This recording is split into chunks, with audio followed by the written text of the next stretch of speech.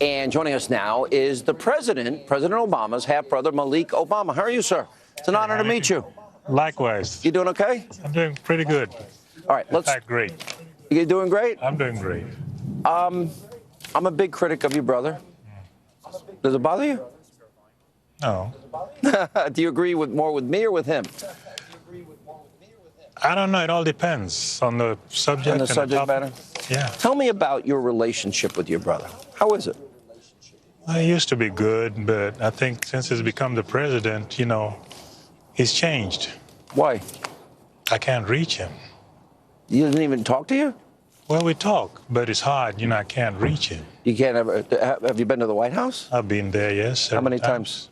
Almost every year. Once a year? What, do you get invited to a Christmas party? I have to fight to get in. You have to fight to get in? He doesn't invite his brother? He's my brother, so wait a minute. He once said we got to be our brother's keeper, didn't he? I know. You disappointed in him? I am. You feel he's abandoned your family? I don't know about abandoning the family. It's just that, he, when he became the president, and from what I know of him, I thought that, there were a lot of expectations, and we thought that, charity starts from home, and not that we wanted to be, to get everything all at once, but at least... If I'm the president, my brother gets to come whenever he wants. He has a free pass. That's just the way family is. Well, I know John F. Kennedy, he had his brother, right there. Robert Kennedy, right there. Yeah. So I thought that maybe, we could, be a family and just discuss this and that. You're hurt. Just disappointed. Yeah. Yeah, and, I would have thought that it would have been different. Your brother will never talk to me. I'd be nice to him. He's the president. I'd be nice. He actually talked about me a lot when he was running for office and even said he wanted to send some guy to beat me up, tear me up. Well, before he was running for office, he was everybody's friend. You think the office has changed him? Has changed him. I think he's been sucked into that matrix. Yeah. And mesmerized by the power. You think so? I think so. Yeah, because what makes you think that? He was a different guy. What was different about him? He was, humble, and he would listen. There was a soft side of him. But now, he's just too formal and stiff. Even when you're alone? Even when we're alone. There's not too much that we can talk about that is really hot, brother to brother. It's too formal, it's like he's busy, he's got this line of people, all these people, want to see him. So it would have been nice if, let's say, maybe I could go and have dinner with him, and then it's So when you do relaxed. see him, how long are you talking to him for? Maybe 15 minutes. That's it? 20 minutes. That's got to be disappointing. How do you feel? I always give out numbers. I don't think he's done a good job. We have 95 million Americans out of the labor force, the lowest labor participation rate since the 70s, the worst recovery since the 1940s, the lowest home ownership rate in 51 years.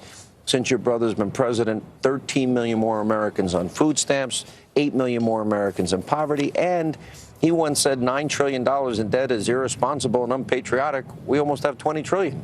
He's accumulated more debt than 43 presidents before him combined. Am I being a tough critic, or am I saying he didn't really do that good? Well, you're spewing out the numbers. The numbers speak for themselves. The numbers. Numbers are numbers. Being spewed. You're spewing them out. So I'm not going to argue with that because the thing is that I myself, I would have liked for him to do better because he was a community organizer when I first met him. So I like to see him sometimes go into the community. And not without the trappings of I don't want to defend you, brother. I think the trappings of power are tough. You're a president, you get isolated, but I think it's all the more reason to bring your family closer to keep you real, keep you grounded. Which is true. I have an idea. Why don't you and I will make a call. You'll take your call and you say, I'm with my buddy Hannity. we want to come see you and keep you real. What do you think? I don't know, because the security and everything going through. Yeah, no, they can. I'm not bringing anything in with me. I'm good. I'm not. I was out there I'm going to respect the office of the president. I was in there one time. Yeah. And going out, I see a Marine. You know, there's a Marine out there. And he was the coolest guy. Semper Fidelis. Yes, sir. And I thought of the Queen and, the God and the gods out there in the Windsor Castle and everything. Right. And I wanted to take a picture with him, just to have a picture with him. And my brother said no. No? And I don't know if it's a security thing. He's the president. If you wanted the picture, you could have had the picture. It's just a simple thing like that.